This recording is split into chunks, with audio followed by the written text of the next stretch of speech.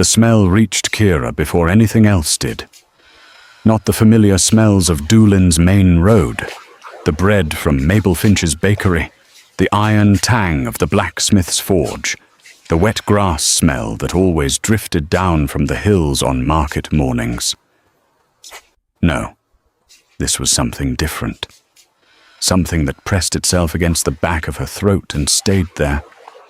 Rust and earth and fear, all braided together into something she could almost taste. She should not have been on this road. Her usual path home, the long road that curved east past the mill and through the lower fields, had been swallowed by last night's flooding. The water had come fast and without warning, the way bad things always seemed to in Doolin, and by morning the east road was nothing but brown water and floating debris. The guard at the crossroads had pointed her south. "Just follow the trading lane," he said. "Cut straight through. Quicker, even." He had not mentioned what the trading lane cut through. Kira's boots were still damp from the morning's work. She had spent 3 hours crouched in Lorena Voss's kitchen, grinding dried bark into poultice, and the back of her neck ached from bending over a low table. She had a cloth sack on one shoulder, holding what was left of her herb supply, and in the pocket of her coat she had a small leather purse with the day's payment inside. Not much. It was never much. But it was hers, and she had been careful with hers for a long time now. She tightened her grip on the sack strap and kept her eyes forward. The trading lane widened as she walked. The buildings on either side grew older, more weathered, or their windows darkened or boarded. The road surface changed beneath her feet, smooth stone giving way to packed mud, then just mud. Around her, the crowd shifted too.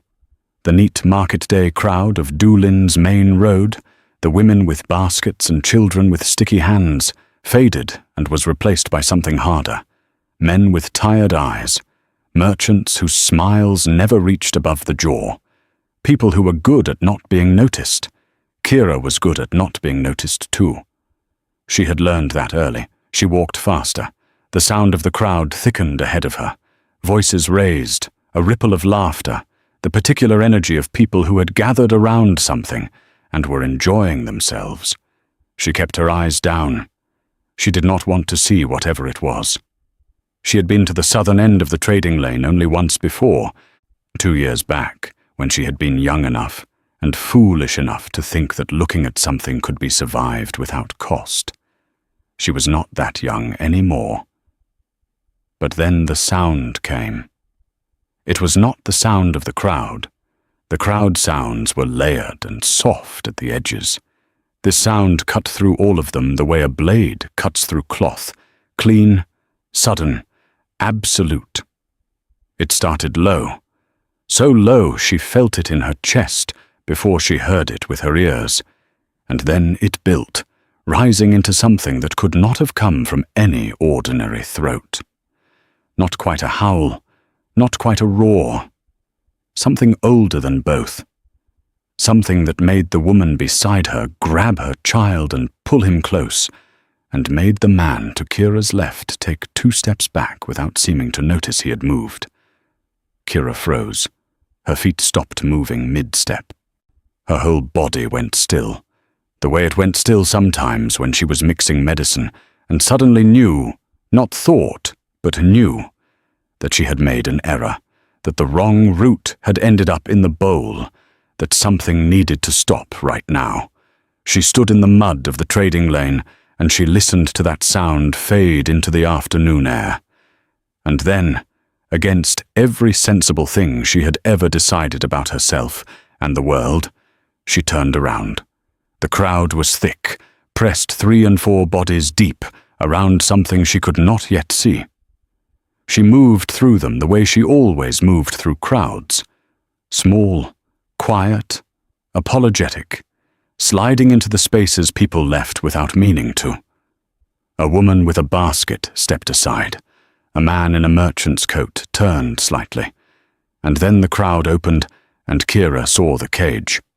It was large, large enough that she registered the size before anything else, the way you register the sky before you register the color of it. An iron cage on a wooden cart, bars as thick as her wrist, a heavy padlock on the door. The cart itself was pulled tight against the lane's edge, its wheels sunk into the mud, and inside the cage, a wolf. No, not a wolf. She had seen wolves before. She had treated a wolf bite once on a shepherd boy who had gotten between a mother and her cubs. She knew what wolves looked like. She knew their shape, their size, the way they moved in captivity, low and tight, all their wildness pressed inward. This was not that. This creature's shoulders reached the height of the cage's top bar even when it was crouched. Its coat was black, or had been black once, as before whatever had been done to it had matted and dulled the fur into something grey and raw at the edges. Across its body, marks. Not the simple marks of travel or rough ground. These were deliberate. The thin, parallel lines of a lash, counted and recounted until they ran together. Brands, round and puckered in clusters on the upper shoulders, and on the hide, carved in patterns too consistent to be accidental, a series of interlocking shapes that glowed faintly at their edges with a light that was not any color Kira had words for. The chain around its neck was as thick as her forearm. It was bolted to the cage floor. The muzzle was iron, bolted shut, pressing into the animal's face so tightly she could see the metal had cut into the jaw. A slow drip of dark red ran from the hinge point and collected on the cage floor in a small, nepatient pool. Kira's hands curled into fists at her sides. She was aware that she had stopped breathing, and then the wolf turned its head and looked directly at her. Its eyes were gold, not the pale yellow gold of a dog catching firelight, not the amber brown of an ordinary animal. These were the deep, deliberate gold of old coins, of light through dark honey, of something precious that had been kept in the dark so long it had forgotten what air felt like. And they were awake in a way no animal's eyes were awake. They held her the way a person holds you when they have been waiting a long time to see a particular face. Kira did not look away. She could not have said how long she stood there. Long enough for the crowd to shift and resettle around her. Long enough for the afternoon light to move a finger width across the mud. So the wolf did not look away either. From somewhere to her left, a voice, oiled and loud and very pleased with itself, called the crowd to attention. Ladies and gentlemen of Doolin's finest trading lane, we come now to the main event of the afternoon. Kira turned her head just enough to see him, a heavy man in a coat that had been expensive once, standing on the footboard of the cart with a long rod in his right hand. His face was broad and soft, the face of a man who had never missed a meal and had never cared much, who went hungry so he could say so. His eyes were the opposite of the wolf's, not empty exactly, but occupied only by calculation, the look of a man adding numbers that happened to have names. Dermin Hobbs. She had heard the name before. She had been careful, always, never to be in a position where the name became more than a name. Caught in the northern Ashvale wood, Hobbs announced, and the rod tapped against the bars of the cage with a sound like a rung bell. The wolf did not flinch, did not so much as shift its weight. Only those gold eyes moved, sliding from Hobbs to the crowd and back to Kira, with the slow, deliberate patience of something that had decided to wait. 7 men to bring it down. 3 of those 7 men will not be returning to their families, the crowd murmured. Some of it was alarm. More of it was the hungry sound of people who found that detail exciting rather than terrible. Perfect for the arena, Hobbs continued. Perfect for the pits. Whoever buys this animal is buying themselves something that cannot be defeated. A pause. A smile. Starting bid is 80 silver. 80 silver. Kira's purse held 12. She should have turned around. She was aware, in some clear and completely rational part of her mind, that she should have turned around. She was a herbalist in a damp coat, with 12 silver pieces and a sack of ground bark. This was not her world. This was not her problem. She had her own problems, arranged in a careful stack, rent on the small room above the alley, the herb supply that needed restocking before the cold months came, the journal she was keeping of Leah's old recipes, because the pages were fading, and she was the only person left who knew what they said. She had her own problems. 100, called a voice from the crowd. A merchant type, well-dressed, or the particular kind of confident that came from having enough gold to bid casually on things he didn't need. 120, called another. The wolf's eyes found Kira again. She thought about Leah. Not the memory of Leah dying. She kept that one in a locked room and did not open the door often. But the memory of Leah's hands, moving over an injured hawk that someone had brought in one winter. The hawk had been vicious, had taken a strip of skin from the back of Leah's hand before she got it settled. And Leah had simply held it, steady and unhurried, and said, "Sometimes the thing that is hurting you is the thing that is most hurt." Kira's hand was already inside her coat, already around the purse, or 12 silver pieces, and her day's wages, and the small folded note from 3 weeks back, when old Clara Turlow had paid her in coin instead of trade, and Kira had tucked the extra away, because she was always tucking the extra away, always saving toward the land, the small plot of land somewhere east of town, where she was going to grow her own herbs and not owe anyone anything. Her fingers found the bills folded behind the coins, all of it together. She counted it in her head, without moving her lips. 300 silver pieces. 280, said the merchant type, and his voice had the smug edge of a man who had started to feel certain. Kira stepped forward. 300. Her voice was not loud. It was never loud, but in the moment after she spoke, the crowd went quiet. And in that quiet, her 300 carried further than the merchant's 280 had. Heads turned. The merchant looked at her. His expression moved through confusion, amusement, and contempt in the time it took her to hold his gaze steadily and refuse to be embarrassed. "The little seamstress is bidding?" He laughed, and several people around him laughed with him, the way people laugh when someone with more power than kindness decides a thing is funny. "Show the coin, girl, or sit down." Kira opened her purse. She counted it out into her palm. Every piece. The 12 silver from this morning, and the wages from the week before, and the 3 folded notes from Clara Turlow's grateful payment. She held it out where the merchant and Dermin Hobbs and everyone else who was looking could see it. Her hands were shaking. She was glad her voice had come out steady. Hobbs stepped down from the footboard. He crossed to her, with the particular deliberateness of a man who liked to let his weight be felt. He picked up one of the coins, bit it, turned it over in his fingers. He looked at the notes. He looked at her face. Then he nodded. 300 silver from the young lady in grey. He stepped back. His voice carried over the crowd. "Any advance on 300? The merchant looked at Kira for a long moment. Then he made the small, contemptuous sound of a man deciding something was beneath him, and turned away. No one else bid. "Sold."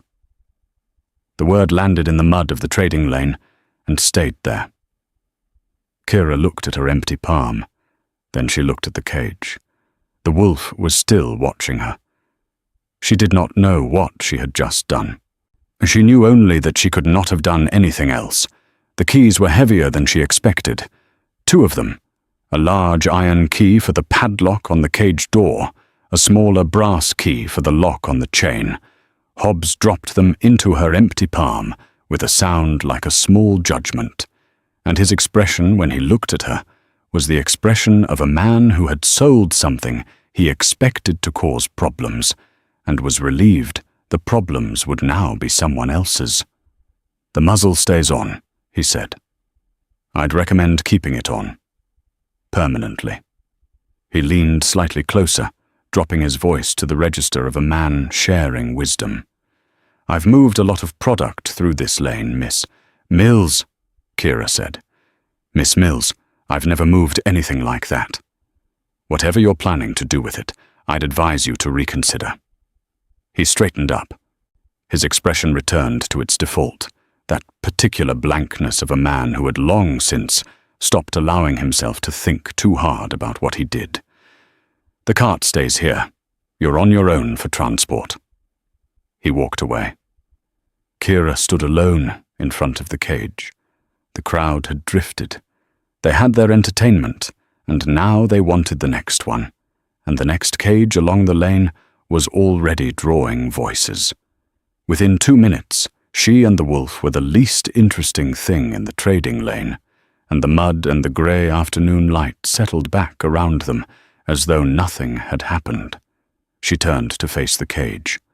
The wolf had not moved, was watching her with that same steady gold-eyed attention, patient in the particular way of something that had been through enough to know that patience was the only thing worth spending. Kira crouched down so her face was level with his. Up close, the damage was worse. She could see where the muzzle's hinge had worked itself into the jawline, not just resting against the skin, but cutting, the way a ring cuts into a swollen finger. She could count the lash marks on the upper shoulder, and she stopped counting at 30 because the number was making her feel something she didn't have room for right now. The carved symbols on the hide, the glowing ones, the ones that had no name she knew, were clustered heaviest on the left shoulder and the neck, and looking at them directly made a low, uncomfortable pressure build behind her eyes. She pulled her eyes away from the marks and back to his face. "I'm Kira," she said.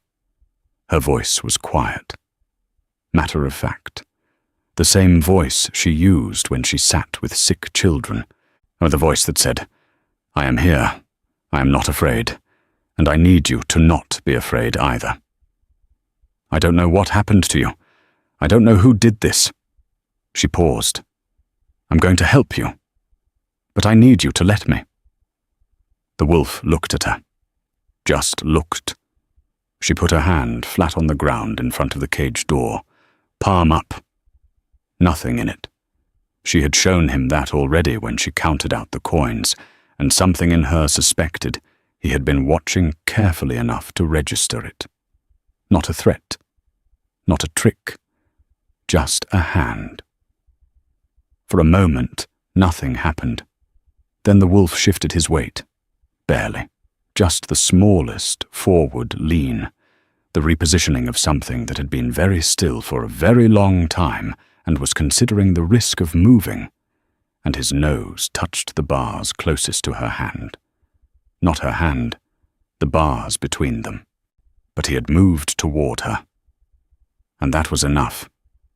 Kira stood up. She fitted the small brass key into the chain lock first. The chain was a cruelty separate from the cage, limiting movement inside the space he was already trapped in. And she worked the lock open slowly, giving the mechanism time to move without forcing it, because a forced lock makes a sharp noise, and she did not want sharp noises right now. The chain came free and dropped to the cage floor with a sound like a sigh. She felt the wolf let out a long, slow breath. She picked up the large iron key. "We're going to walk through town," she said, fitting the key to the padlock. "Some people are going to be rude about it. I'm going to ignore them, and I need you to do the same. My room is 20 minutes from here if we go straight." "We're going to go straight." She looked at him through the bars. "Can you walk? I saw your left back leg." He looked at her with an expression that was either disdain at the question or pain he was declining to show. She chose to interpret it as a yes. The padlock opened. The door swung outward. Neither of them moved for a full 5 seconds. Then Kira stepped back, leaving the door open and a clear path forward, and waited. The wolf unfolded himself from the cage with the slow, deliberate care of something that had been compressed for too long and was being careful about the movement because it knew what happened when compressed things moved too quickly. He was larger outside the cage than inside it. Somehow the cage had made him seem contained, and standing free on the mud of the trading lane, he was simply enormous. His shoulder at the level of her chest, his head turned not toward the open lane and escape, but toward her. He looked at her. She looked at him. "This way," she said, and turned north. She heard him fall into step behind her. The 20 minutes through, Doolin were the longest of Kira's recent life. She kept her eyes forward and her pace steady, and she did not react to any of it. Not to the woman who screamed and dropped her basket. Not to the man outside the cobbler's shop who drew a blade and held it until they had passed. Not to the small crowd of children who followed at a distance of 20 yards. Not to old Glenda McGraw, leaning from her second-floor window and making the sign against bad luck with both hands. She could not see the wolf's face from where she walked, just ahead and to his left. But she could hear him, the soft fall of his paws on the stone, the slight irregularity in the left rear step, the way his breathing came low and controlled. Controlled was the word. Everything about him was controlled. He was not reacting to the screaming woman or the drawn blade or the children. He was simply walking. Behind her, she heard old Mabel Bonner's voice from the bakery door. "Kira Mills, have you lost your mind entirely?" "Probably," Kira said, without slowing down. They reached the narrow building at the end of Alley Cross. 4 stories of crumbling yellow stone, the kind of building that had probably been respectable 2 generations back and had been declining ever since with dignity. Kira's room was at the top, the cheapest, the coldest, at the one with the view of the other building's wall if you stood at exactly the right angle. She stopped at the entrance and looked at the staircase. Narrow. Very narrow. The kind of staircase that had been built for people who were not large, going up to rooms designed for people who were not large, and the wolf was large in a way that redefined the word. She looked at him. She looked at the stairs. She looked at him again. "It's going to be uncomfortable," she said. He looked at the stairs, then at her. Something in his expression suggested he had already understood this and was making the calculation she was asking him to make. He stepped forward and began to climb. She went ahead with the one candle she kept near the door for exactly this kind of bad light situation and held it high so he could see the steps. He made it up the first flight on his feet, and partway through the second, dropped onto his belly to fit through the low-ceilinged turn, and she could hear the sound of his breathing change, sharper, more effortful, and she talked to him steadily. Not empty reassurance, just a running account of what was ahead. 2 more turns, a low beam at the 3rd landing, 4 steps after that. Nearly there. He did not make a sound, not a whimper, not a growl. Whatever pain the climbing was costing him, he kept it behind his teeth. She thought, "Whoever you are the most stubborn living thing I have ever helped up a staircase." Her room was small. She had made her peace with small a long time ago. A narrow cot against one wall, a table with her herb kit, and Leah's journals stacked beside it, a small hearth that smoked if you used wood that was too wet, a window that let in the cold, but also the morning light which she had decided was worth the cold, a hook on the back of the door for her coat, a rag rug that had been a going-away gift from the matron at the orphan house and was now mostly held together by habit. The wolf stepped inside. He was so large that the room immediately felt entirely differently sized. He moved through it carefully, his head low to avoid the low beam near the window, and surveyed every corner the way she had seen animals do in new spaces, methodical, thorough, checking for exits and threats and the particular arrangement of things that told a creature whether a space was safe. Then he chose a spot near the door and lay down. Not in the corner. Near the door. Facing outward. Akira set the candle on the table. She stood in the middle of her small room and looked at the wolf lying between her and the exit, and was aware, in a clean and simple way, that she was not afraid of him. She did not know what to do with that. "The muzzle," she said. "I have to take it off." She moved toward the table and picked up the small pair of pliers she used for stiff herb jars and the cloth she used for cleaning wounds. "I'm going to be close to you. I'm going to touch your face. I need you to stay still." She crossed to him and crouched down. "I won't hurt you, I promise." He went very still. Not the stillness of an animal that had given up. The deliberate stillness of something choosing not to move, which was different. The muzzle was worse to remove than she had anticipated, but the bolts were rusted from what had clearly been a long time of outdoor exposure, and working the first one loose took 10 minutes and left her hands aching. She did not rush it. She talked while she worked, quietly, steadily, about nothing in particular.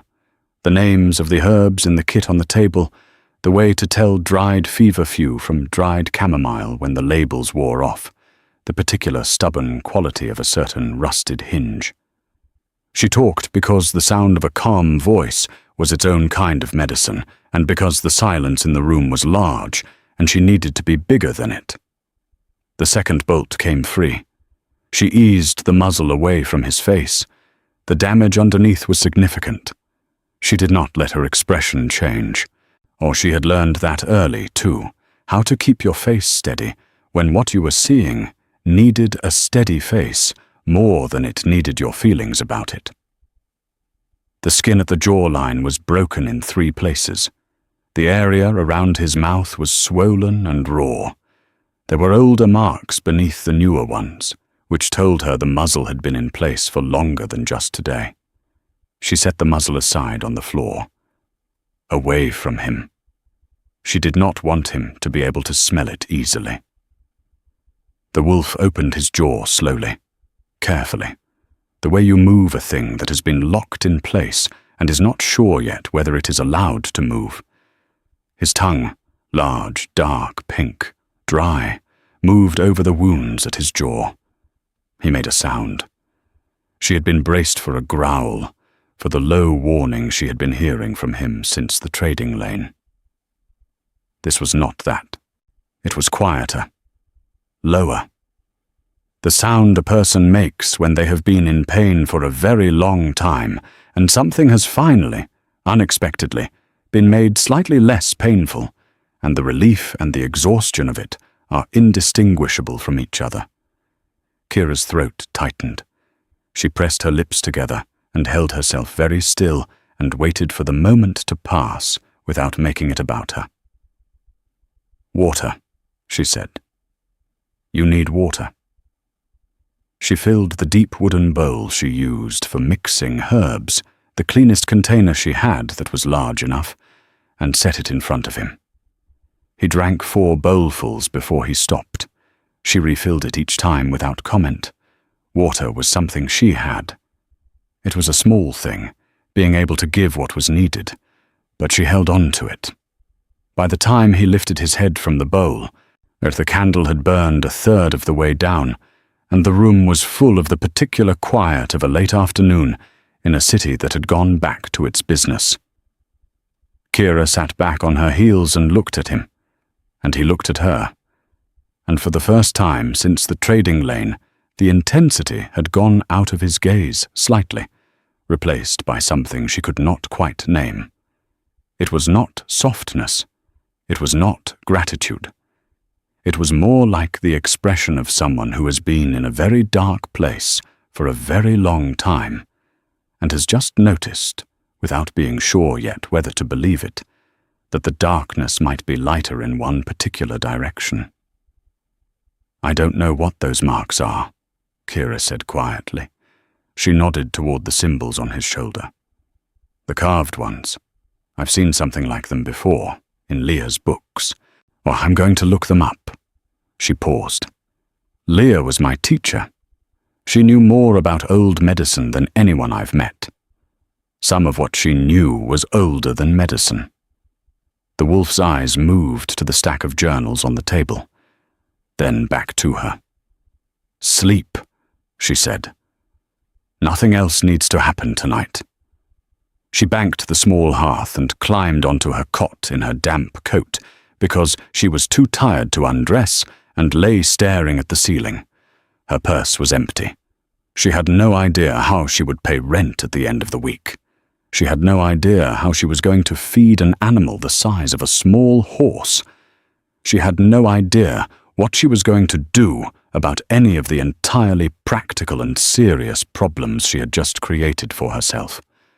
What she knew was that somewhere between the trading lane and this ceiling, the weight in her chest, the one she had been carrying since Leah died, the one she had learned to carry without mentioning, because mentioning it didn't make it lighter, had shifted. Not gone, just shifted. She fell asleep, listening to the sound of his breathing, steady and slow and alive, on the floor near her door. She woke to pale light and the sound of rain. For a moment, in the soft confusion between sleep and waking, she forgot. The room was its familiar, small self, grey morning coming through the window, the hearth gone cold overnight. Then she moved, and every muscle in her back and shoulders reminded her of yesterday's work, and she turned her head, and the wolf was there. He was lying exactly where he had been when she fell asleep, near the door, his massive dark head resting on his forepaws. His eyes were already open, watching the door. He had been awake before her. Kira sat up carefully. "Morning," she said. He looked at her. She stood up, worked the stiffness out of her spine, and went to the table. The herb kit was there, depleted from yesterday's work at Lorena's, but she had yarrow, some dried comfrey, the last of her clean linen strips. She had a small bottle of the grain-based antiseptic she made herself from a recipe in the back of Leah's second journal. Leah had called it honest medicine, not fancy enough to have a proper name, but it cleaned a wound, and it did not lie about doing so. "I want to look at your wounds in the light," she said, pulling the table closer to the window. "Not the marks, the actual injuries, the cuts and the burns." She set out the supplies and turned to look at him. "It would help if you could come to the table." He considered this. Then he stood, unfolding from the floor with the same slow deliberateness he had used getting out of the cage, and crossed the room. He was even more impressive in the morning light, the size of him, the breadth of his shoulders, the way the room arranged itself differently around his presence. He stopped at the table's edge and stood while she worked. She started with the lash marks on the upper shoulder, the easiest, the cleanest, the ones most likely to heal straightforwardly if kept clean. She worked the way Leah had taught her, methodical, honest, neither quick nor slow. She explained what she was doing before she did it. She did not say, "It will be fine," because it would not all be fine, and he would know the lie, or when she had a strong sense that of all the things this creature had been subjected to, being lied to gently was the one he might find most insulting. "These are healing already," she said, working comfrey into the lash marks with gentle pressure. "Whatever you are, You heal faster than most things I've treated." He did not respond, but she felt his muscles under her hands, the way they would tense, and then, deliberately, release. He was practicing not reacting. She recognized that too. The burns on the upper shoulders were older and worse. Some had already formed dense, dark scars. Others were more recent, still angry at the edges. She cleaned them without comment and applied what she had. Then she reached the carved marks, up close in the morning light. They were more complex than she had registered in the muddy chaos of the trading lane.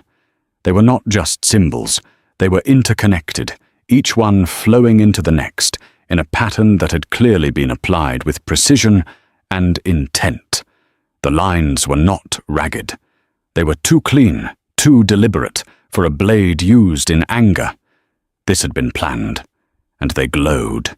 Faintly, the light barely visible in the daylight, but she could see it. A low pulse at the edges of each line, the color of old amber, like embers that had been banked so long they barely remembered they were fire. She pressed a single fingertip lightly against the edge of one mark. The wolf made a sharp, involuntary sound, and every muscle in his body went rigid at once. She pulled her hand back immediately. "I'm sorry. I won't. I'm sorry." He stayed rigid for a full breath. Then, slowly, the tension drained out of him. He did not look at her, but the angle of his head changed slightly, a small shift that she read, somehow as, "You couldn't have known." "They hurt," she said. Not a question. He turned his head and looked at her then. Something in his eyes said, "Hurt is not the right word for it." She nodded. She left the marks alone and kept working around them. "I'm going to look them up," she said again, "tonight. I have Leah's journals. She documented things most healers didn't bother with. Older medicine, older knowledge. Some of it I don't fully understand, but I know where to look." She worked in silence after that. When she had done what she could, she set the supplies back on the table and stood up and looked at the room with clear eyes. Oh, she had no food. She had, in fact, no food at all. She had been planning to shop on the way home yesterday, before the flood and the detour and the trading lane and the 300 silver pieces that had rearranged her entire life in the space of an afternoon. The hearth was cold. The herb kit was nearly empty. The wolf in the middle of her room was the size of a small horse and had just drunk 4 large bowls of water, and she had absolutely no idea how she was going to feed either of them. She sat down on the cot and looked at the problem the way Leah had taught her to look at problems, directly, without flinching, without the luxury of pretending it was smaller than it was. She could go to Lorena Voss and ask for a small advance. Lorena was kind and would probably say yes. But Kira had been to Lorena 3 times this month already, and she could hear in Lorena's voice the careful navigation of wanting to help and not wanting to be taken advantage of, and Kira would not push that line. She could sell something. She surveyed the room. Leah's journals were the only thing she owned of monetary value, and those were not for sale at any price. The rag rug was worth nothing. The table was the landlord's. She could find work today. Except that word had already moved through the district. She had seen it in people's faces on the way home yesterday, the drawn curtains, the stepped-back footsteps, and she did not think anyone in the immediate vicinity was going to be asking her for herb work today. The wolf stood up. He moved to the door and scratched at it. Once clearly, a specific request. "No," Kira said. "Dad, you can't go out. It's not safe." He scratched again. People out there have blades and not much patience for things that are different. She looked at him. "I know that's not fair. I know you can handle yourself." She paused. "I know you probably handled yourself just fine before all of this, But right now, the whole district knows I brought you home, and the kind of people who sell wolves in the trading lane have people who ask questions, and I need a day to figure out the situation before you disappear into Doolin and create more problems than we can currently afford." He looked at her for a long time. Then he lay down by the door, turned his head away, and was quiet. She took it as a temporary agreement. She went to the window and looked out at the rain-grey morning. Below, Torali Cross was mostly empty, the rain keeping people indoors. She could see the corner of the main road from here, the edge of Mabel Bonner's bakery, a figure in a dark coat hurrying past with his head down. She thought about the land she had been saving for. The small plot east of town, the one that old Rufus Doolin had told her about last spring, saying it was going to come available. 2 good fields and a cottage that needed work, and a well that still ran sweet. She had been putting away every spare coin for 11 months, 300 silver pieces to the good. She put her face against the cold glass and closed her eyes. Well, she would start again. She was good at starting again. She had been starting again since she was 9 years old. She turned away from the window and began making a list. Or she was 3 items into the list: yarrow, comfrey, clean linen, when she heard a sound at the door. Not a knock, more like a soft landing. She crossed to the door and opened it. On the threshold, a rabbit. Recently dead. Cleanly killed. A single break at the neck. No mess, no suffering. Set down with apparent care in the exact center of the doorframe. She looked at the rabbit. Then she looked at the wolf, who was lying on his side in the middle of the room, watching her with that gold gaze from beneath one lazily half-closed eye. "You went out," she said. He did not move. "How did you—" She stopped. "Actually, I don't need to know the specifics." She picked up the rabbit. "Thank you." He turned his head away and appeared to go to sleep. She stood in her doorway holding a rabbit and tried to remember the last time anyone had done something for her without being asked, without being paid, without it being part of a transaction of some kind. She could not remember. She was not sure it had happened before.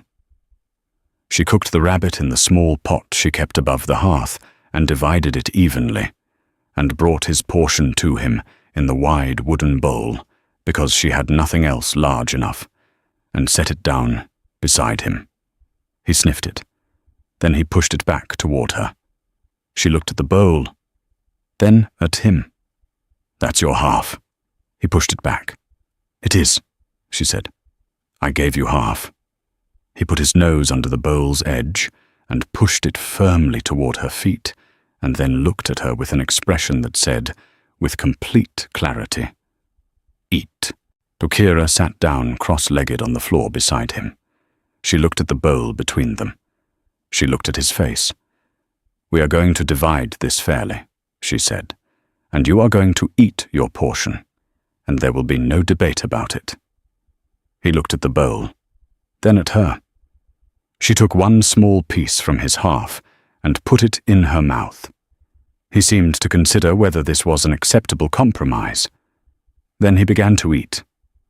She ate her own portion and watched him from the corner of her eye, and had the peculiar sensation of sitting across a meal from someone specific and present and attending to her, which she hadn't had since Leah. "I'm going to call you Ash," she said, when the bowl was empty. "If that's all right." He lifted his head. "You look like ash caught in dark wood. The fur, where it's gone pale from the marks. It runs through the black like rivers." She paused. "It's a good name. Simple." He held her gaze for a moment. Then he laid his head back down on his forepaws. She took it as yes. Later, when the rain had stopped and the afternoon light came through the window in long, pale lines, she sat at the table with Leah's third journal open in front of her and a candle lit at her elbow. She turned pages carefully, the way Leia had shown her, not gripping, just guiding. Paper this old, deserving patience.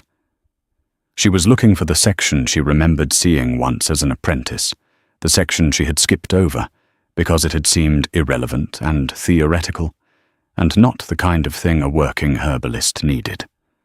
The section on older workings, older markings, or the kinds of things that belonged to a world that had mostly stopped being spoken about, because speaking about it made people uncomfortable.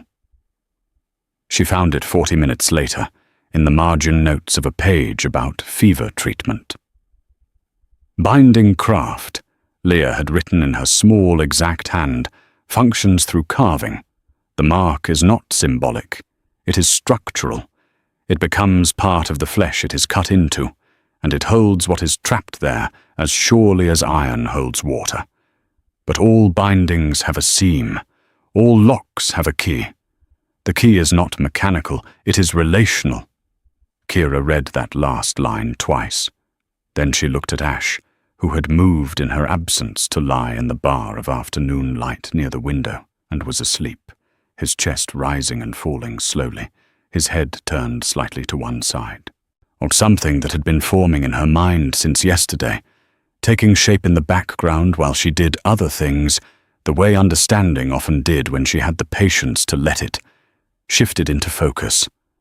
The marks were a cage, like the iron one, like the chain, just cut into skin instead of forged into iron.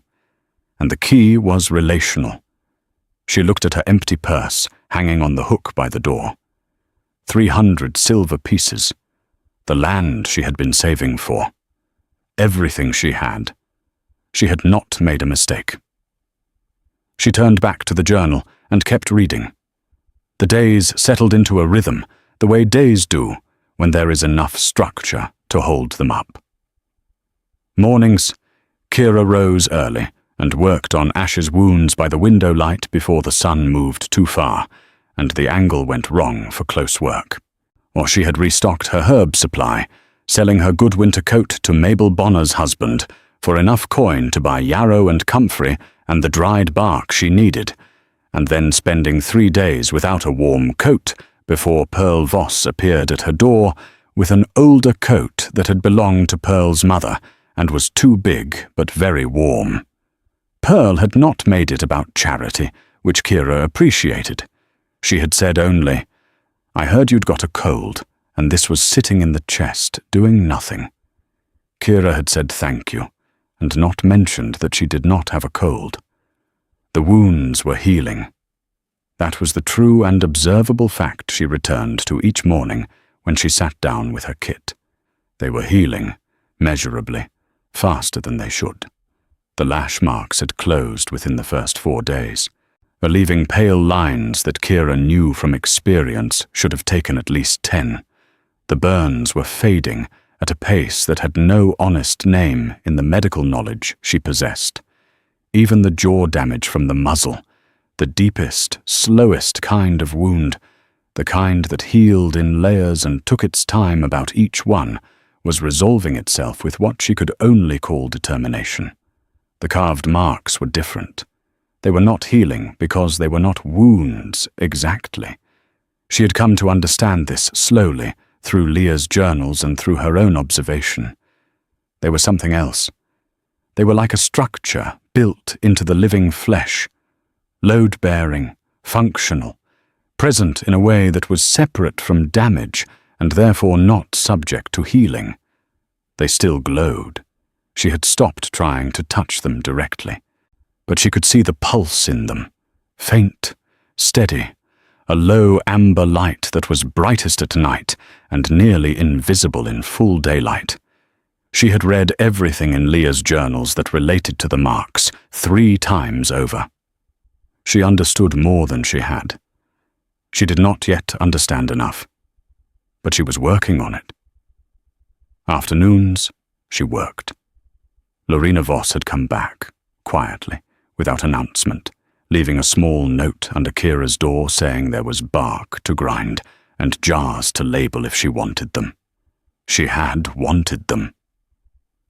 She had also picked up 2 days of work at the apothecary on the main road, the old one run by Harlan Cross, who was too old and too contrary to care what his hired help did with their evenings, or what they kept in their rooms. Evenings, she read and she talked, but the talking had started as a habit and become something else. She had always been a talker in empty rooms. At the orphan house she had talked to herself through the nights when she could not sleep, and after Leah died, she had talked to the herb jars because they were there, and listening did not require them to understand. With Ash, it was different.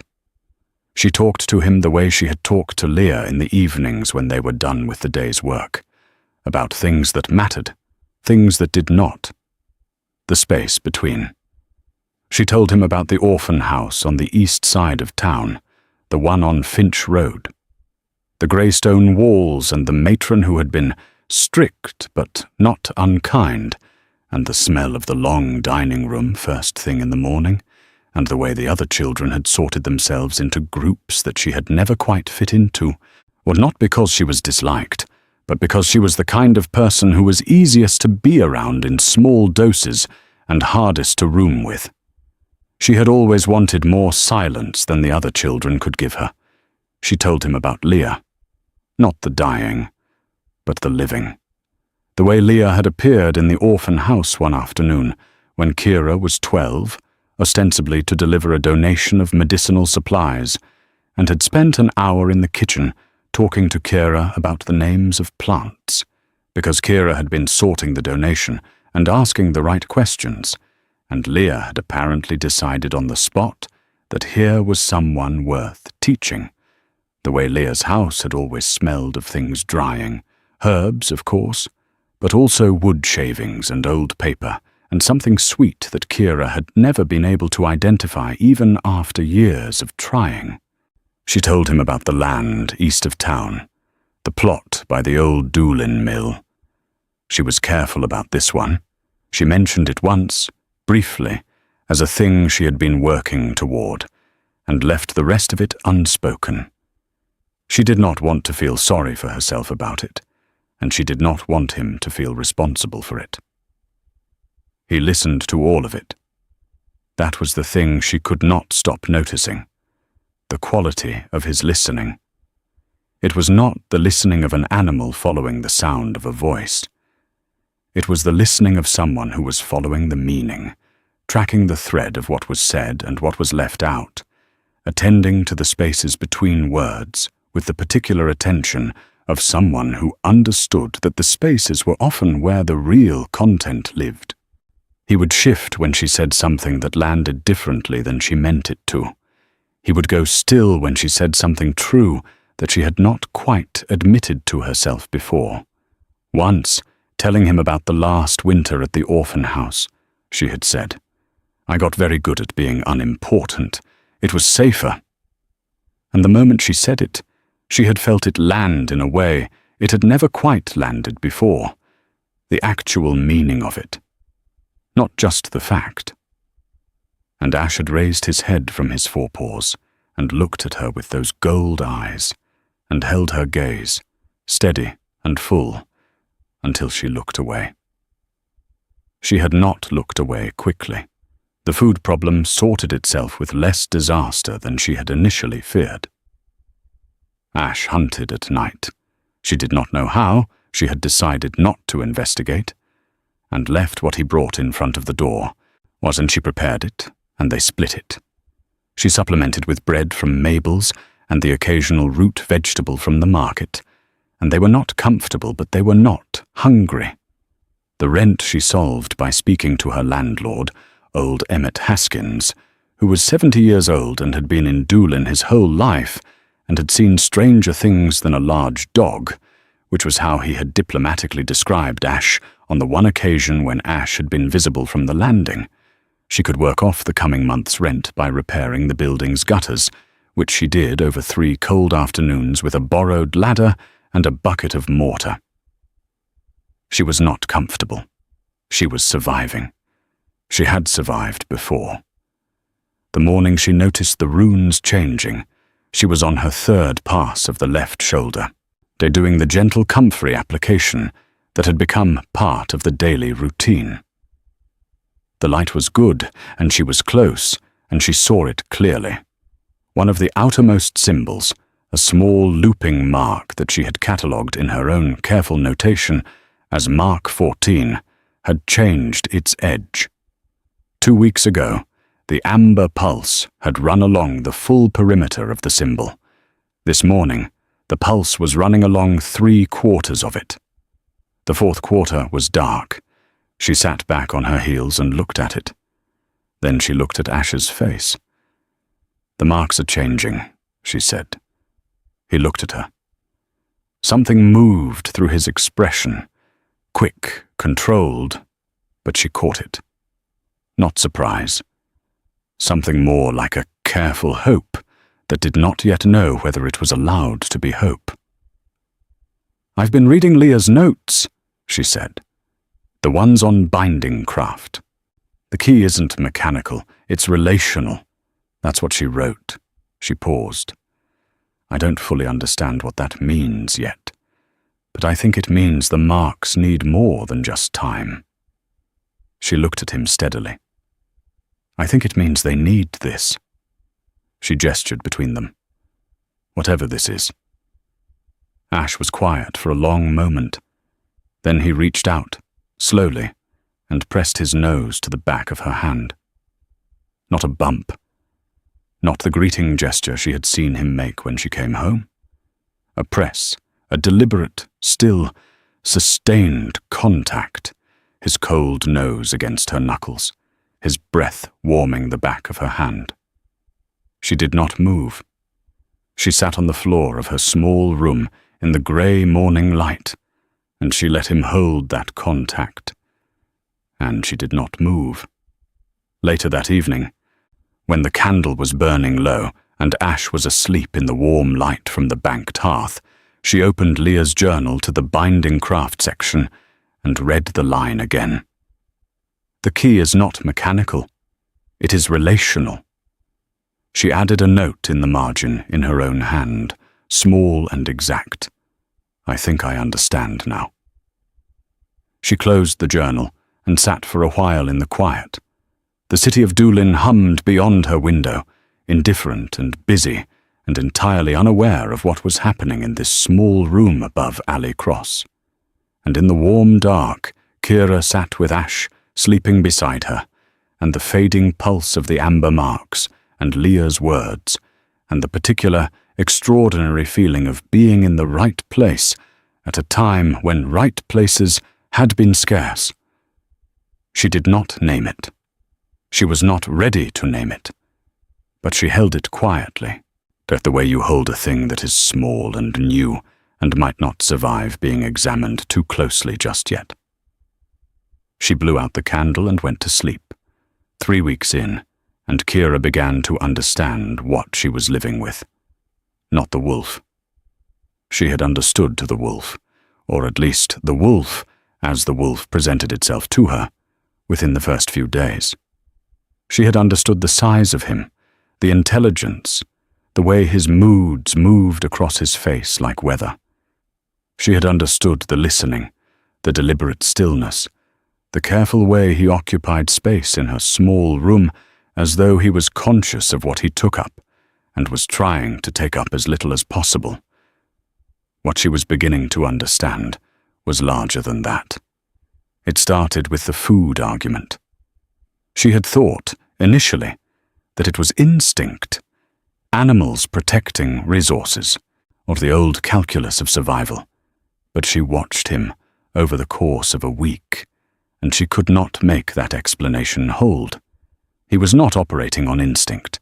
He was operating on something that looked exactly like considered preference. When she was tired, when she came home from a long day at Harlan Cross's apothecary and sat down on the cot before she had eaten, he would move to the corner where she kept the food and look at her, and then look at the food and look back at her. When she said she was not hungry, he would wait, with the patience of something that had learned to wait through much worse than a stubborn human, until she got up and ate. He was feeding her, not as an animal bringing a kill, as someone who had decided her welfare was his concern and was willing to argue the point. She thought about this a great deal, though the morning the full understanding arrived. She had been talking while she worked, something she did without thinking now, the running account of her day that had become the shape of their evenings.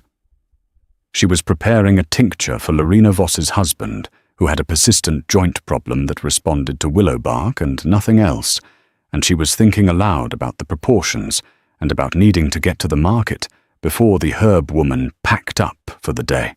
"I'd go now," she said, tying off the cloth over the tincture jar, "but I'm not sure it's a good idea to leave you alone for that long while Hobbs's people are still asking questions in the district."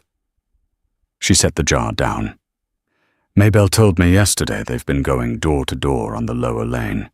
They're being quiet about it. But they're not going away." She turned to look at him. He was standing at the door, not lying down, not resting, standing, squarely, all 4 feet planted, facing the door. She had not asked him to do anything. She had been talking to herself, or so she had thought. But he had heard the content, not just the tone, the content, and he had responded to the specific thing she said. Hobbs's people. The lower lane. Don't leave me alone. He had positioned himself at the door. She went very still. "You understood every word of that," she said. He turned his head and looked at her. The look said, "Yes." Clearly and without apology. All the small things that had seemed like sharp animal instinct rearranged themselves in her mind into something else entirely. The way he tracked her sentences, not just her moods, or the way he would wait out the specific pauses in her stories, the pauses where she was deciding whether to say the next thing and not fill them. The way you wait when you are listening to someone work something out and you know the answer, but you know it is not yours to give. The way he had, once, when she was reading aloud from Leah's journal and stumbled on an old word she did not recognize, looked at the page in a way that was distinctly, unmistakably the look of someone who recognized the word. She sat down at the table. She put her hands flat on the surface and looked at them for a moment. Then she looked at Ash. "You've been listening to everything. Everything I've said in this room." She was not accusing him. She was thinking out loud, the way she always did when something large was rearranging itself in her understanding. Every story, every problem, everything I said about the land, about Leah, about the marks. She paused. "You knew what I was doing when I was reading the binding craft section." He held her gaze steadily and did not look away. "Are you going to tell me who you are?" she said. A pause. Something moved through his expression, something complicated, something that held more history than she knew how to read. Then he looked away, toward the window, and the look said, "Not yet. Not because I don't want to, because I can't. Not yet." She nodded. "All right," she said. That evening, she sat at the table with Leah's 4th journal open in front of her. The 4th was the oldest, the most worn, the one with the most margin notes in the smallest writing. She had been working through it methodically, a few pages at a time for the past week. Most of it was standard healer's knowledge, plant catalogues, treatment records, the kind of careful documentation that made Leah's work extraordinary. But every 10 or 15 pages, there was something else. A note tucked sideways in the margin, a reference to a source she did not name, a careful, abbreviated description of something that did not fit the standard catalogue. On page 93, Kira found the passage she had been searching for, without knowing she was searching for it. A binding placed on a shifter, Leah had written, differs from a binding placed on an ordinary creature in one critical respect. The shifter's nature, the dual self, the two forms held in one body, provides a foundation the binding must work against continuously. The binding does not rest. It holds. It requires active force to maintain itself, which is why bindings placed on shifters fade faster than those placed on single-natured creatures. Kira's hand went still on the page. Shifter. She looked at the amber pulse in the marks on Ash's shoulder, faint in the lamplight, but present, and now that she looked with this word in her head, she could see it differently. Not magic at rest. Magic working. Active force, holding something down. She read on. The seam of the binding, where it can be found, lies in the moment of initial casting. A shifter can only be bound if the casting is accepted, not willingly, but passively. The body must be in a state of vulnerable stillness for the marks to take hold. This means the binding was placed when the subject was without defenses, sleeping, injured, or drugged. She thought of Ash, of the careful, controlled way he moved and held himself, with the deliberate management of every response, the discipline in every muscle, and underneath it, always, the evidence of what had been done before she found him, not just the lash marks and the brands, something else. The way his muscles had the particular tightness of an animal that had been controlling itself for a very long time, the way a person's jaw tightens when they have been holding a scream inside for too long. He had not been injured by accident. He had been put in a position where he could not fight back, and then this had been done to him. She set the journal down. She pressed her palms flat on the table and breathed carefully. Ash, from his place near the hearth, was watching her. "I found the part about shifters," she said. He did not move, but his eyes changed. That controlled, to careful quality dropping away for just a moment, leaving something underneath that was entirely without armor, something that had been waiting in a place past patience for her to say exactly those words. She looked at him steadily. "You have two forms, this one and another one." A long pause.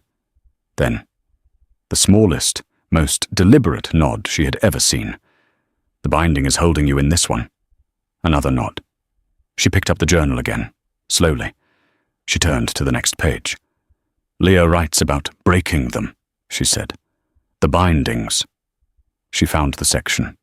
She says the key is relational. She spends 2 pages on what that means. She looked up at him. She says, "The binding holds the form down by cutting the connection between the two selves. To break it, the connection must be re-established from outside, and by someone who sees and chooses both." She set the journal down again. The fire crackled. The rain was back, soft against the window. Doolin was settling into its night sounds, the distant voices from the tavern on the main road, the creak of the building settling in the cold. Ash crossed the room. Slowly, with the careful deliberateness he used when he was doing something he was not sure of, he lay down beside her chair. His head rested on the floor beside her feet. Not on her feet. Beside them. She looked down at him for a long moment. Then she reached down, without overthinking it, and laid her hand on the top of his head. He went very still. Every muscle held. Then, slowly, all of it released. She could feel it, the held tension leaving him through some release she did not have a word for. Like a door finally unlatching after someone had been pressing against it for a very long time. He let out a long, slow breath. The amber pulse in the marks on his shoulder shifted, and she could see, even in the low lamplight, that one of the central symbols had dimmed slightly. She did not say anything. She kept her hand where it was. He kept his head where it was. The fire crackled. The rain fell. She stayed like that until the candle burned out. The morning he slept on the bed was the morning she stopped pretending she had not noticed what was happening. The cold had deepened sharply overnight, a frost that caught Doolin in its sleep and left the windows furred and the floor cold through her boots. She had woken to the particular bone-deep chill of a room where the fire had gone out entirely and covered herself with everything she had. But the morning was still dark. She was drifting back toward sleep when she felt it, warmth pressing against her side, the specific, encompassing warmth of something large and alive. She turned her head. Ash was on the cot, not on the floor beside the cot. On the cot, pressed against her side, his enormous frame somehow folded to fit the narrow space, his head laid carefully on the thin second pillow as though he had put it there with attention. She stared at him. He stared back, not quite awake, his gold eyes half-lidded and calm. She should have said something sensible. She should have redirected the conversation to practical matters. The cold, the fire, the morning's work. She was good at practical matters. She had been relying on practical matters for a long time to avoid the other kind. Instead, she turned back to face the ceiling. And the warmth of him was along her whole left side, and the room was cold and the world outside was complicated, and none of it felt quite as large as it had at midnight. She did not move away. Neither did he. The day passed in its usual way. Her work, his watch, the careful choreography of two people sharing a space that was not quite large enough for one. Lorena Voss's tincture, the gutters on the third floor that had started dripping again, a short and careful visit from Pearl with bread, and the news that the herb woman would be at the market on Thursday. Late afternoon, she came home to find Ash standing at the window. Not looking out, his face was slightly turned from the glass, his ears forward, tracking something she could not hear. She stopped in the doorway. "What is it?" He looked at her. His eyes were sharp and present in the way they were when he was assessing something, not the soft half-attention of a restful afternoon. She closed the door behind her and crossed to the window and looked out. The alley below was empty. The main road visible from the corner was its ordinary late afternoon self. "What are you hearing?" He moved to the door and stood beside it, not scratching this time, not requesting, standing, watching it. She looked at the door, then at him. The small hairs on the back of her neck lifted in the particular way they lifted when Leah used to say, "Your body knows things your mind hasn't caught up to yet.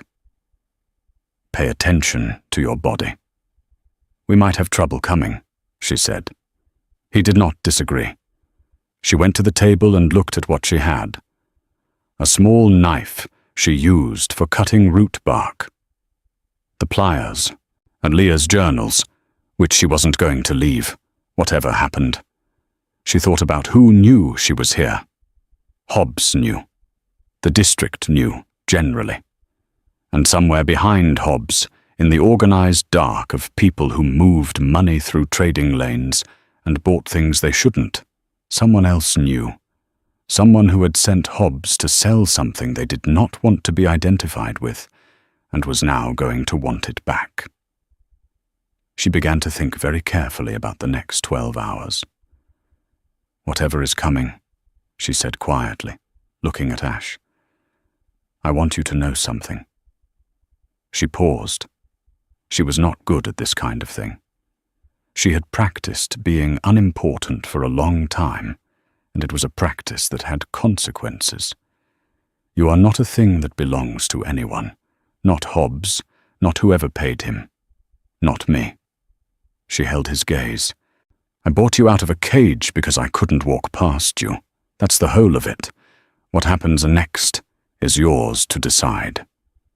He looked at her with those gold eyes for a long, unhurried moment. Then he sat down, firmly, directly in front of the door. He was not leaving. She sat down at the table and picked up Leah's journal and kept reading, because there was nothing else to do, and because reading felt more useful than waiting. The trouble came after dark. She heard them on the stairs. Not one set of footsteps. Several. Heavy, deliberate, the measured tread of people who had decided before they started climbing that they were going to arrive at the top and that anything between them and that arrival was a minor inconvenience. Ash was on his feet before the sound reached the landing. His whole posture had shifted. The carefully controlled wolf she had lived with for 3 weeks was gone, replaced by something older and less managed. Something that knew exactly what was coming up those stairs and was deciding what it was going to do about it. She put the table against the door. It was not much. She knew it was not much, but her hands needed something to do. 3 knocks, hard, flat, the knocking of people who didn't expect the door to stay closed. "Open up!" A voice she had not heard before. Smooth, professional, the voice of someone who did this regularly and had learned that the right tone was the one that sounded like you were offering an option when you were actually presenting a fact. "We have no quarrel with you, Miss Mills. Open the door and we'll handle this without any trouble." Kira said nothing, but we know you're there. A pause. "My name is Resno Conway. I work for people who have an interest in the animal you purchased 3 weeks ago from a market stall in the trading lane. I'm here to correct an error. Dermin Hobbs should not have sold the animal to the public. He's been advised of this. Our principal is prepared to compensate you for your trouble." She looked at Ash. Ash was looking at the door with an expression she had not seen on him before. Not anger. She had seen anger. This was older and colder and more specific. The look of someone who had known this face was coming and had simply been counting down to when. 100 silver, Conway said, "for your trouble and your time." Kira pressed her lips together. She looked at the table against the door. She looked at Ash. She looked at the small knife on the table and picked it up, not because she thought it would help, but because her hands needed something to hold. Then she said, "No." Silence. Then the sound of low, brief conversation on the other side of the door. "That was the courteous version," Conway said. His voice was different now. Not cruel, not loud, just direct in the way of someone who has moved past the part of the conversation that required politeness. "Last chance to open it yourself." The table splintered inward. It happened fast, faster than she had braced for, the door coming in and the table flying sideways, and suddenly the room was full of people where it had been just her and Ash, which was already too many. 3 of them. Conway in front, lean, dark-coated, moving with the careful efficiency of someone who had done this before. As behind him, a broad man with a closed face and a short club in one hand. And to Conway's right, hanging back slightly, a thin man with a coil of heavy rope looped over one shoulder and something else in his hands that Kira recognized with a cold, dropping feeling. A weighted net, the kind used for large animals, the metal weights at the edges catching the lamplight. The thin man's name, she would learn later, was Ralph Turlow. At the time, she knew only the net. Ash moved. She had never seen him move fast. In the 3 weeks in the room, he had always moved with that careful deliberateness, nothing wasted, everything controlled. Now she saw what was under the control. He covered the distance from the door to the broad man in less time than she could follow, and then the club was on the floor and the broad man was against the wall with a sound that shook the plaster, and Conway was already adjusting, reaching for something at his belt. "Get the net on it!" Conway said, sharp and hard, and Turlo swung the net sideways. Kira did not think about it. She was not a fighter. She had never thrown a punch. She did not know how. She was a herbalist who ground bark and read old journals and kept her head down. All of that was true. She still threw herself at Conway before the net was halfway through its arc. She was not strong enough to stop him. She was strong enough to be in the way. His elbow caught her across the cheekbone, and the floor tilted sideways, and she got a hand out, and hit the wall instead of the ground, and tasted something sharp and metallic. She pushed off the wall and got her hands into the equation again, clawing, grabbing, buying time she did not know what to do with. "Get her off me," Conway said, his voice sharp with irritation. He grabbed her by the front of her coat and lifted, and she felt the wall at her back and his face close to hers, and the net was swinging again, swinging toward Ash's back legs. And she saw it happen in the moment before it happened, the way time slowed down in the seconds before something bad became something worse. "Don't," she said, and she meant it for Conway, but she meant it for all of it, for the whole room, for the whole situation. And her voice came out louder than she expected it to, ragged and real, and not anything like her usual careful quiet. The net came down. Ash's back legs went out from under him. The sound he made when he hit the floor was not a wolf's sound. It was not any sound she had heard from him before. Not the warning growl, not the low rumble of satisfaction when the food was shared, not the quiet breath beside her in the dark. It was the sound of something large being denied its own body and having a specific, focused opinion about that. Conway raised his fist. Kira looked at the fist coming toward her face and had a single clear thought, which was not about herself at all. She thought, "I should not have let them separate us." And then the room changed. She felt it before she saw it. A pressure that had no direction, pressing against her eardrums, filling the space the way sound fills a space before you hear it. The lamp on the table flickered. The shadows in the corners moved against the light. The air was suddenly different, charged in a way she had felt once before, years ago, when a summer storm had come in from the north and lightning had struck the building across the road, and she had been at the window watching. The net tore. Not strained. Not stretched until it gave. It tore, clean, sudden, absolute, like old cloth, like the nets she had mended as a child at the fisherman's dock that parted when the rot had reached the core. Ash stood up, but Ash was not there. Something was there. Where the wolf had been, something else stood, or was standing, or was arriving, in a way that was not finished yet. Light was involved, not a lamp or a fire, or something other, coming from the marks on the skin, the amber pulse that had been fading over 3 weeks now blazing up one final time at its own full brightness. The light was warm and it was old, and it was, somehow, enormously sad. The brightness of something that had been held down a long time, finally getting to remember what it was.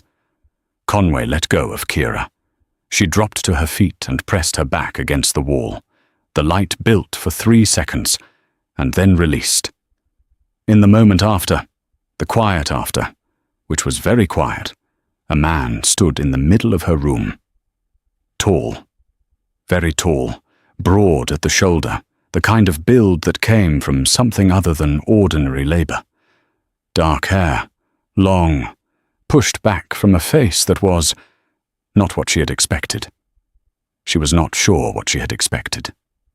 Not this, or not someone who looked exactly like the wolf had looked at her from the cage on the trading lane. That same particular quality of steadiness, the same precise awareness, the same eyes. Gold eyes. The marks, the runes, the carved symbols were still present on his skin, visible where the coat he somehow suddenly was wearing didn't cover his forearms and hands, but they were faded. Nearly gone, the amber light finally dark. He looked at Conway. He did not raise his voice. He did not lift his hands. "Tell your employer," he said, and his voice was rough. She could hear the months of disuse in it, the particular roughness of a voice that had been set aside and was now being taken back, that his binding failed. A pause. "Tell him I am coming." Conway was backing toward the door. The broad man was already gone, had gone in the first 30 seconds, she realized, while she had been against the wall. Turlough was already through the door. "Tell Hobbs," the tall man continued, "that anyone who approaches this building or this woman again will answer to me directly." He looked at Conway without particular expression. "Go." Conway went. The sound of their boots on the stairs was not quite running. Not quite. And then they were gone, and the building was quiet, and the door was hanging broken on one hinge, and the table was in 3 pieces on the floor. Kira stood against the wall. She was aware of several things at once. The pain in her cheekbone, which was going to be significant by morning. The fact that she was shaking. The fact that the man in the middle of her room had turned and was looking at her with an expression she recognized completely and had been seeing for 3 weeks, which was strange, given that she had never seen this face before. "You're bleeding," he said. "I know," she said. He crossed the room. Slowly, as he always moved in the room, with that deliberate care, the consciousness of his own size, and what it meant in a small space. He stopped in front of her. He looked at her face. He reached out and turned her chin gently toward the lamplight with 2 fingers. She let him. "There was a net," she said. "I know," he said. "They were going to take you." He looked at her. "I know." "I couldn't." She stopped. Her voice was doing something she did not particularly want it to do. She pressed her lips together and waited for the moment to pass. He was very close. He smelled of wood smoke and cold, and something she did not have a name for. Something she had been smelling for 3 weeks without knowing she was cataloguing it. "Who are you?" she said. He was quiet for a moment, looking at her face as though her face was a question he had been preparing to answer. "Marmon Richmond," he said. She waited. "Alpha King of the Ashvale Pack." He paused. "Formally. It depends on who you ask and on what has happened in the months I have been absent." Kira processed this. Her mind was excellent at processing things in the wrong order, when too much had happened at once. It took the large things first and then filled in backward. The large thing here was wolf, man, same eyes, always. "The binding," she said. "That my beta," he said. "Isaac Brock." His jaw tightened on the name. "He placed it while I slept. The plan was for me to be impossible to identify in the pits, and then..." He stopped. "It doesn't matter what the plan was. It failed." She looked at him steadily. "Why did it fail?" He looked back at her, his gold eyes, unhurried and exact. "Because of you," he said. "The binding required the connection between my 2 natures to remain severed. You. What you did. What you've been doing." He paused, and she could hear in the pause the difficulty of saying this in words, the same difficulty she had seen in him for weeks when he came close to naming something real. "You treated the wolf as a person. You treated the man as something worth knowing. You did both without knowing either was what you were doing." She thought about this. "Leah wrote that the key was relational," she said. "Leah was right. Leah was always right." She paused. It annoyed people. Something in his expression shifted, a slight change at the corners of his mouth that was not quite a smile, but was the ancestor of one. She looked at her room, the broken table, the ruined door, the lamp that was going to need oil soon. "I need to fix the door," she said. "Yes," he said. "And your hands are going to be useful for that." He looked at his hands, then at the door. "Yes," he said again. She pushed off the wall and went to assess the door. Behind her, she heard him move to help. In the middle of everything, the broken room and the fear still fading in her chest and the very large question of what happened now, she noticed that she was not, in any fundamental way, surprised, but that she had known, not thought, known, from the first moment in the trading lane, that this was not a simple thing she was walking into, that it was not going to stay the size she could manage alone. She had walked in anyway. She had always been like that, when it mattered. The door came off its hinges entirely before they could repair it, which meant spending the night with the frame covered by her spare blanket and a length of twine tied to the hook on the wall. It was not secure. It was the best available option. Neither of them commented on the irony of Marmon Richmond, Alpha King, holding one end of a length of twine, while Kira Mills, herbalist, tied the other. She cleaned his hands while they worked, the marks on the backs, which she had cleaned so many times in another form that the motions were entirely automatic, and which he watched her perform with an expression she could not entirely read. Familiarity and strangeness at the same time, the particular disorientation of something known from the inside being seen from the outside. "Does it hurt?" she said. The marks were nearly gone now, barely visible silver lines on dark skin, cool and quiet where they had been burning amber for weeks. "No," he said. "Not anymore." They sat at the table because the cot was the only other option, and the table was more appropriate for the kind of conversation that needed to happen. She made tea from the last of the dried herbs, nothing medicinal, just the kind she drank in the evenings, and set a cup in front of him and one in front of herself, and sat down. He told her. All of it. Not in the voice she had expected from a king, not formal, not distanced, or not the particular cadence of someone narrating their own importance. In a voice that was still rough from months of disuse, and that paused in unexpected places. The way a voice pauses when the speaker is choosing between the easier version and the true one, and is taking the time to choose honestly. Isaac Brock had been his baiter for 6 years, his right hand, his most trusted advisor, the person he had gone to when the counsel needed bridging and when his own judgment needed a second set of eyes. He had trusted Isaac the way you trust someone who has been in your blind spot so long that you have stopped checking it. Isaac had been patient, had planned for a long time. The binding had required preparation, the specific marks placed in sequence, requiring the subject to be entirely still. He had added something to the evening meal on the last night. Not enough to harm, just enough to ensure a deep, quiet sleep. Marmon's voice went flat on that part. Not cold, flat in the way a voice goes when the speaker is managing something they have not yet fully allowed themselves to feel.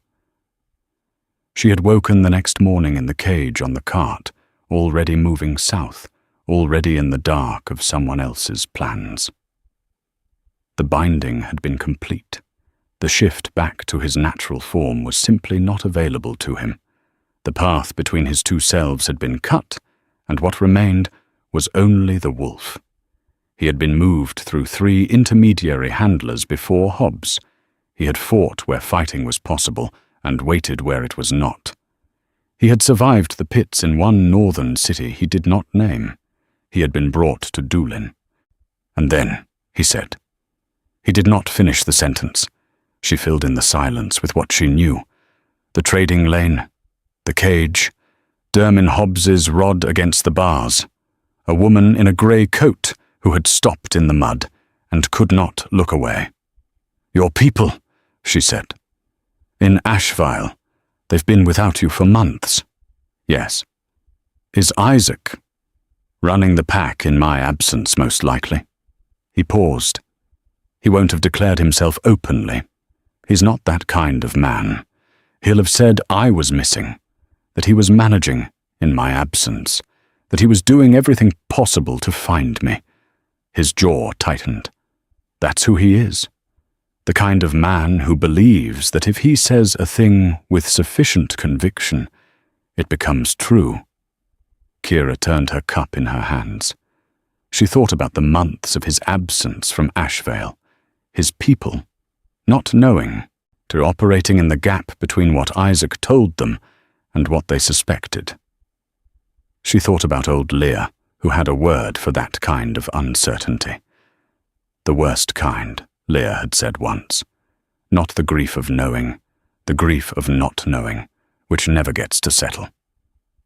"What do you need?" she said. He looked at her. "To go back," he said. "To reclaim what's mine. To—" He stopped. He looked at his hands, the silver lines on the backs, nearly gone now. "To find the people who remained loyal and make sure they're safe." "To find Isaac." He looked up. "And to do what needs to be done about Isaac." She did not ask what needed to be done about Isaac. She had a clear enough sense. "When do you need to leave?" she said. "Tonight," he said. "Or before dawn. There will be people Ephraim has positioned near Doolin. He's been preparing for me to come back. I know him well enough to know that. They'll be waiting." He paused. "Conway and Turlough will go back to their employer and report what happened. Whatever plan was in motion will shift. Speed matters now." She nodded. She looked around the room, the broken table, the blanket over the doorframe, the herb kit on the shelf, Leah's journals. She stood up and began gathering the journals. "What are you doing?" he said. "Packing," she said. "Kira, I'm not staying here." She looked at him. "Not because I'm running from Hobbs's people, though that would be reason enough. Because—" She paused, and she was not someone who paused often, not when she had made up her mind, but she wanted to say this correctly. "Or because whatever is happening in Ashville, you're going to need someone who can read old journals and mix a poultice and is not impressed by authority, and I have all three of those qualities." She picked up the journals and looked at him steadily. "And because I was going to have to make a new plan anyway, after the 300 silver. And this is the first plan that has made any sense in 3 weeks." He looked at her for a long moment. His gold eyes, the same gold eyes from the cage, the same ones that had looked at her across 3 weeks of firelit evenings and early mornings, held hers with that same steady quality. The quality that felt always like being seen completely. "It's not going to be simple," he said. "Has any of this been simple?" she said. Something in his expression shifted. That ancestor of a smile again, so closer to the surface this time. And something else, something she had seen only rarely, the expression of someone who has been very alone for a very long time and has just been offered company they did not know how to ask for. "No," he said. "None of it has been simple." "Good," she said. "Simple things don't require me." She went back to packing.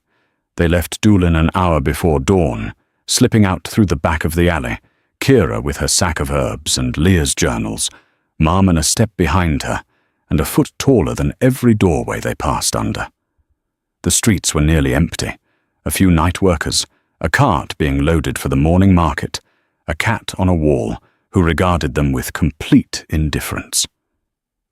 At the north gate, where the road widened toward the Ashville road, they stopped. The 3 figures were waiting in the shadow of the gate wall.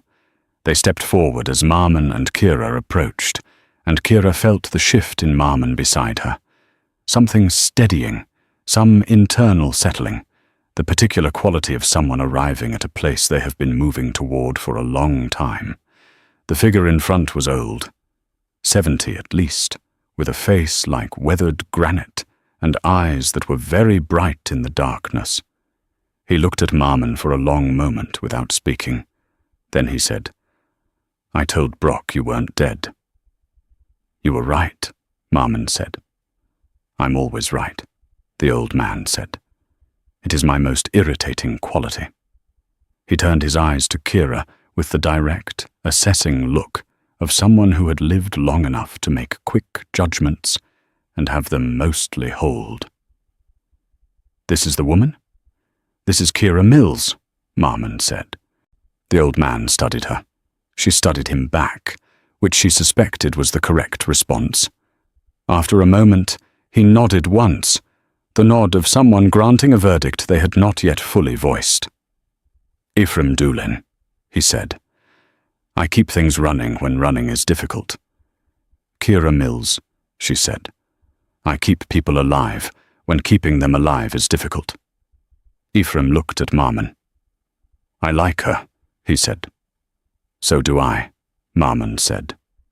He said it simply, the way you say a thing you have known for some time and are only now putting into words.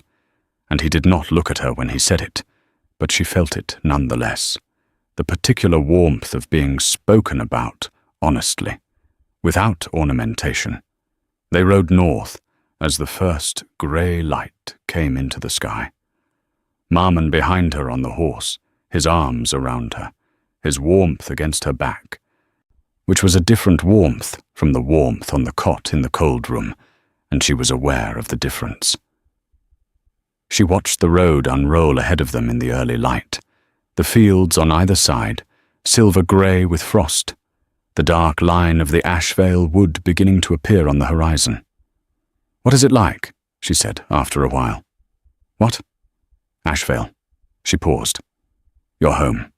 He was quiet for a moment. "Large," he said. "Dark pines, grey stone. Very cold in winter." Another pause. "The people who live there are worth the cold." She looked at the horizon. The sky was beginning to come alive at the edges, the particular layered light of a very early morning, deep blue, shading up into the first pale suggestion of colour. "Is there room for a herb garden?" she said. "There is room," he said, "and for whatever you want to build there." She let that settle. She thought about what she had wanted 3 weeks ago.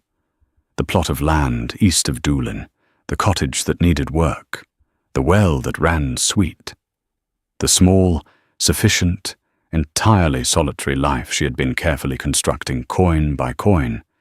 She looked at the frost-grey fields. She was not sorry. Ashvale appeared on the horizon as the sun broke over the eastern hills. Grey towers and dark stone walls emerging from the pines like something that had grown there rather than been built, organic and ancient and solid in the way of things that intended to stand for a very long time. The gate was heavy oak and iron, and it opened before they reached it. On the other side, people. Not a crowd, a gathered group, or the particular assembly of people who had received word and come on the strength of it, faces she did not know but that she could read. The particular expression of people who have been holding attention in place for months and have just been told they can let it go. A young woman with red hair broke from the group when they rode through the gate. She stopped short of the horse, looking up at Marmon, and her face was doing 3 things at once, in the way faces did when they had too much feeling for any one expression. "I told them you'd come back," she said. Her name, Kira would learn, was Luna Voss. "I told Isaac directly. I said, he'll come back and it will be bad for you." She paused. He laughed. "Where is he now?" Marmon said. "The Great Hall." Luna's jaw set, acting like nothing has happened. Marmon looked down at her. "Thank you," he said, "for waiting." Luna looked at Kira. Her expression shifted into the quick, assessing look of someone deciding whether a stranger was a threat or an ally, and then into something warmer. "You brought him back," she said. Not quite a question. "He came back on his own," Kira said. "I just made sure nobody stopped him." Luna looked at her for another moment. Then she said, "I'll show you where they keep the good herbs. The healer we had before kept them badly."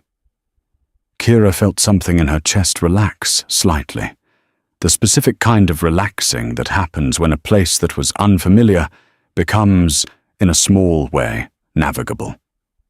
"That would be useful," she said. She climbed down from the horse. The stone of Ashvale was cold under her boots. The pines beyond the wall moved in a light wind and made their particular dark music.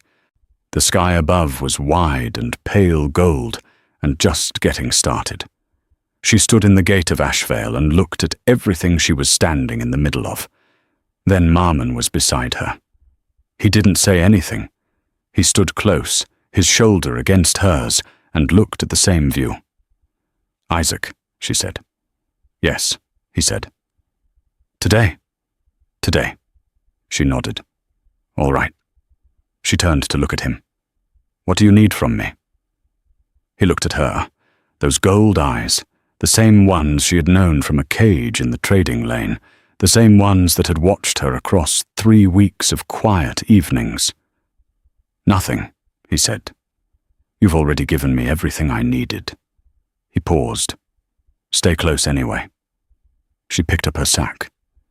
"That was always the plan," she said.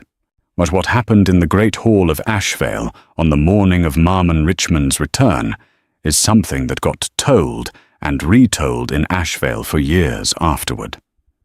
Not because of the confrontation itself, though that was significant. Not because of what was said, though some of it was worth saying, but because of the moment when Isaac Brock saw Marmon Richmond walk through the great hall door, and every plan he had made, every careful architecture of justification and delay and managed narrative, was simply over. Kira was not in the great hall for most of it. Marmon had asked her to stay with Ephraim outside, and she had agreed because she was not foolish enough to insist on being in every room, and because Ephraim was the kind of person who had information she needed. She stood in the corridor with the old man, while the sounds of the great hall meeting moved through the stone walls, and they talked. "Tell me about the pack," she said. "What's been happening since he went missing?" Ephraim told her. He told her about the 3 weeks of searching after Marmon disappeared, the way Isaac had managed the search, thorough enough to look genuine, inconclusive enough to leave him in place. The quiet decision, never announced, that Marmon was probably dead. The careful shifts in how decisions were made, how resources were allocated, which families were given favor and which were quietly sidelined. Nothing drastic. Nothing that could be pointed to cleanly. The particular slow erosion of a structure by someone who knew exactly where the load-bearing points were. "He's clever," Ephraim said. "He's careful," Kira said, which was different. Clever is a quality. Careful is a strategy. They're not the same. Ephraim looked at her with those bright old eyes. "No," he said. "They're not." He paused. Marmon had both. That's what made Isaac's plan difficult. He needed more than cleverness. He needed someone Marmon would never have suspected. "Family," Kira said. "The closest thing," Ephraim agreed. "A beta is not family by blood. It's family by choice, and the choice had been made and kept for 6 years before Isaac changed his mind." She thought about what that meant, not just for Marmon, but for the shape of his damage, the kind that came not from enemies, but from people you had lowered your guard for, the kind that was hardest to name and slowest to heal. She thought about the way he had moved through her room, the deliberateness of it, the constant management. The way he had chosen where to sleep and where to watch, and how much space to occupy, and how much to leave available to her. The patience. She had thought it was the patience of an animal, and it was, but it was also the patience of someone who had learned, through a particular and costly experience, not to trust anything in a room until he had learned whether it was safe. She had not been a threat, but she had been new, and new things required time. She thought about her hand on the top of his head in the lamplight, and the long release of tension she had felt through his skin, and she was aware, for perhaps the first time, without the clarity arriving sideways or in pieces, that she had fallen in love with him. That she had fallen in love with him long before she knew what he was, which was probably the only honest way to fall in love with anyone. The sounds in the great hall shifted, a different quality to them, not conflict, resolution. Ephraim stood up straight. "There it is," he said. The great hall doors opened.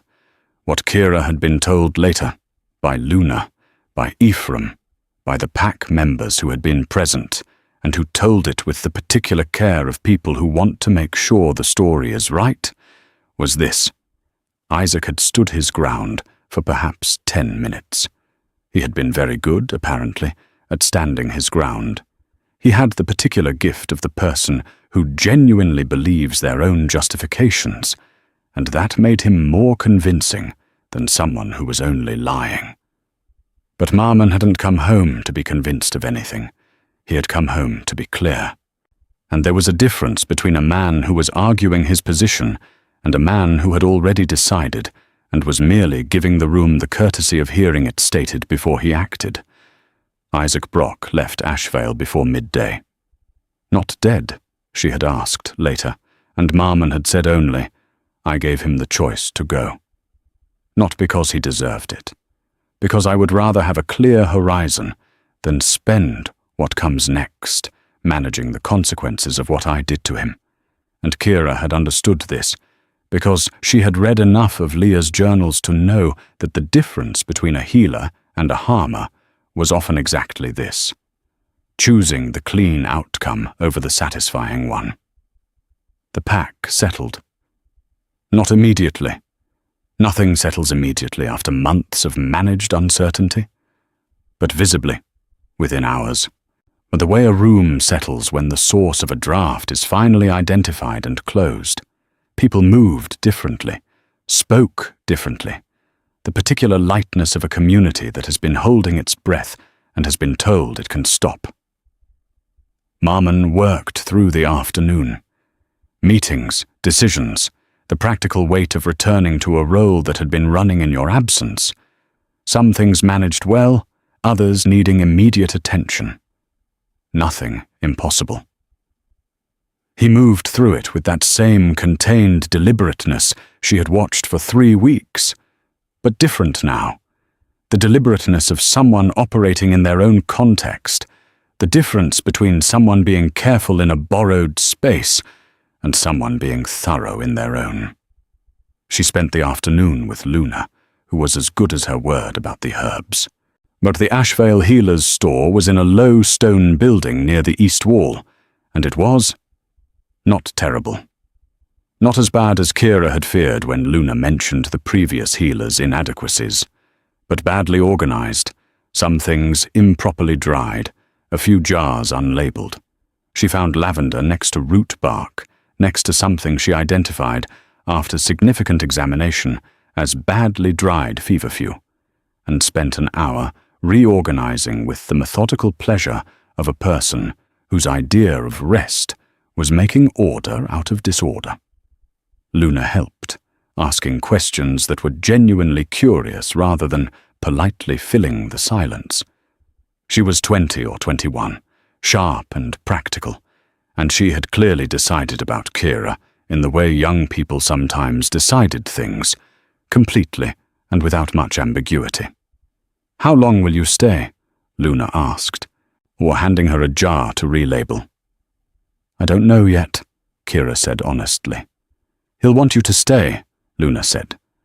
That's his decision to say. Luna looked at her. And yours to make, she said, with the simple directness of someone who was not being unkind, just precise. Kira looked at the jar in her hands, the slightly faded label, the herbs inside that were still good, still usable, just waiting for someone to put them in order. Yes, she said. Mine to make. He found her in the healer's store as the afternoon was tilting toward evening. She heard him in the doorway before she saw him, the particular sound of that careful tread that she would know now in any light and in any noise. She set down the jar she was labeling and turned. He looked tired, but not broken, tired in the way of someone who has done a significant amount of work and has more to do tomorrow, and is not unhappy about either. His hair was pushed back from his face, and his coat was dusty from riding. He looked, for the first time since the room above Alley Cross, entirely like himself in a space that expected him. She looked at him.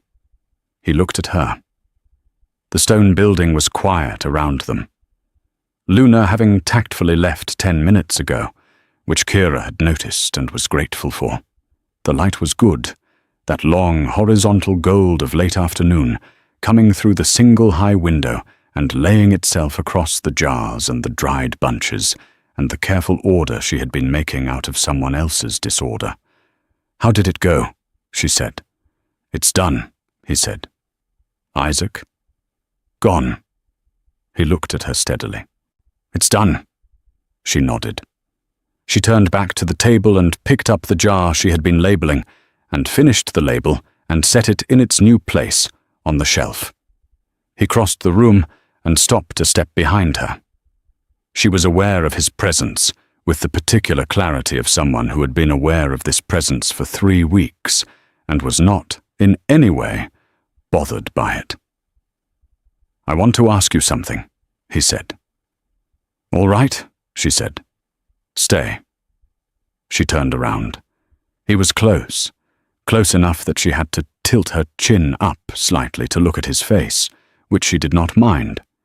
His gold eyes were on her, and they were doing the thing they always did, seeing her. Not the version she presented to rooms and days and difficult situations, the actual her, the one that lived behind all of that, and the one that had been getting very tired of being invisible. Not because of what you did, he said. Not out of debt. He paused. He was choosing words carefully, the way he always did, not performing care, but exercising it. Because I have not. In a long time, I have not been at ease in a room the way I was at ease in yours, and I know what that is. I know what it means. Another pause. I don't want to lose that. She looked at him. She thought about the small room above Alley Cross, the cot that was too narrow, the hearth that smoked, the cold floor and the borrowed coat, and the mornings working on his wounds in the window light, both of them quiet, the city noise outside belonging to a different world. She thought about the land east of Doolin, the plot she had been saving for, at the cottage with the well that ran sweet and the 2 good fields and the small, sufficient, solitary life. She thought about what she had built instead. I want a garden, she said.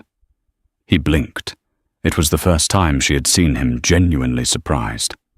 I know, he said. A real one. For the herbs. With proper beds and a roof for drying and access to clean water. Yes, he said. And I want access to the archive, whatever texts Ashvale has that are old enough to be useful. The archive is yours. And I want to establish a proper healer's practice, not just the store. A practice. People should be able to come. They should, he agreed. They will. She looked at him. And I want those terms to be because they're right, not as a thank you. He held her gaze. They are right, he said. None of it is a thank you. A thank you is small. What you did was not small, You would have found a way back, she said. Maybe, he said, but not to this. He paused.